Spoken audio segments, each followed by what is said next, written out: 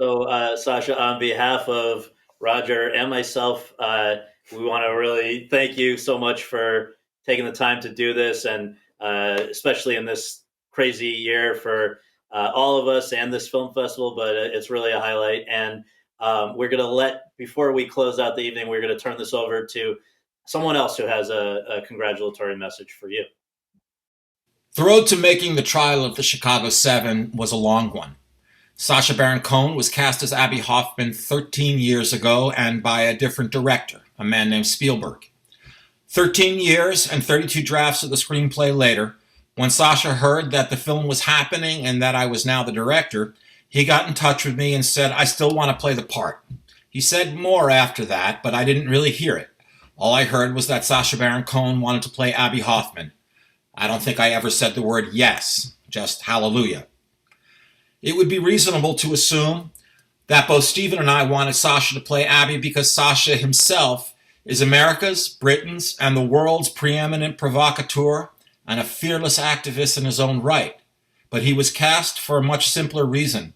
He's a phenomenally gifted dramatic actor who would bring dimension to both the clown and the intellect of Hoffman. Abby's spirit and the spirit of the 8 members of the Chicago 7 endure today. From the streets of Kenosha to Hong Kong to Echo Park, where just this week protesters are standing up for people who can't stand up for themselves. I admire this man for using his voice.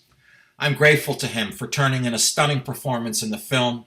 I'm proud to call him my friend, and I'm honored to present him with the Santa Barbara International Film Festival's Performer of the Year Award. Sacha Baron Cohen. Well, I've got it here. Thank you, Aaron, for those incredibly gracious words. That was beautiful. Maybe your best writing ever. I just felt it could have been a little bit longer. But really, Aaron Sorkin is a true master of his craft, our greatest living screenwriter, and a director who brings that writing to life like only he can. Aaron, for challenging me, for teaching me, for making me better, helping me learn and grow as an actor. I can never thank you enough. And to Roger and everyone at the Santa Barbara International Film Festival, thank you so much for this honor. Thank you for celebrating movies, and thank you for celebrating my movies in particular. Growing up, and I just touched on this beforehand, I didn't know anyone who'd become a professional actor, let alone somebody who'd made a film. When I started out, I made comedy that I thought only my friends would like. So an honor like this from Roger and all of you, it's beyond my wildest dreams, and I'm incredibly grateful. It wasn't easy playing 2 characters at once in the same year, Abby Hoffman and Borat Margaret Sagdiyev. And I realized that as an actor, I wouldn't have the privilege of delivering these performances without the collaboration of so many other artists, incredibly talented producers, writers, and teams of costume, hair, and makeup. In the Chicago 7, this unbelievable ensemble cast, and in Borat, the brilliant Maria Bakalova, and Netflix and Amazon, who I mentioned, which in the middle of a pandemic, just weeks before an election, brought these stories to the world. In many ways, of course, Chicago 7 and Borat couldn't be more different. Abby was Jewish, one of the main courageous Jews who risked their lives for civil rights in the American South. Borat is a raging Jew hater. Abby stood up for democracy and against racism and injustice. Borat, meanwhile, admires Donald Trump. On the set of Chicago 7, I got a trailer and craft services. On Borat, I was often running away from the police. Still, however, even in these 2 really different movies, there's a common truth, which is the danger of lies and tyranny. In the Chicago 7, it was the lies about the Vietnam War that cost so many lives of Americans and Vietnamese. And in Borat, it's the lies of Trump about COVID and the election and the threat of Trumpism, white nationalism, and the targeting of ethnic minorities.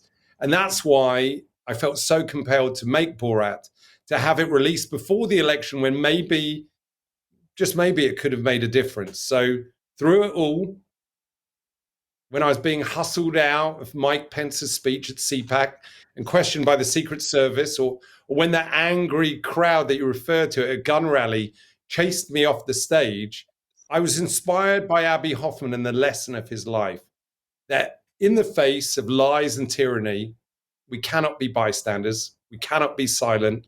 It's why I believe that if Abbie Hoffman were alive today, he would have refused to be silent. He would have taken action and maybe used his humor to try and prevent another Trump term that could have spelled the end of American democracy. So I want to dedicate this award to the life and the legacy of Abbie Hoffman. May his memory be a blessing and an inspiration. And I dedicate this to everyone who refuses to be a bystander, who bravely uses the power of peaceful protest when Black lives are ripped away in America, or when democracy is being ripped away in Moscow or Myanmar or Belarus or Hong Kong. To those extraordinary men and women around the world, thank you for showing that we can all stand up for equality and justice with bravery, tenacity, and sometimes even a bit of absurdity. Thank you, Santa Barbara International Film Festival, for this great honor. I really am very flattered. Oh, that's really wonderful. And we're so honored, Sacha, that you were part of this evening. Nobody deserves it better to be called outstanding performer of the year. And I also need to thank this man right here, Scott, for leading the conversation with you. It was a really terrific conversation. Thank you so much. Yeah. And when we actually do this for real, let me know and I'll work on the answers a bit more. Yes. All right. Well, to everyone who tuned in, we were really happy to have you. Thank you, Scott. It's a shame that you didn't get the dress code. White jacket, white shirt. I mean, thank you. I'm glad that you noticed that I dressed to look like you.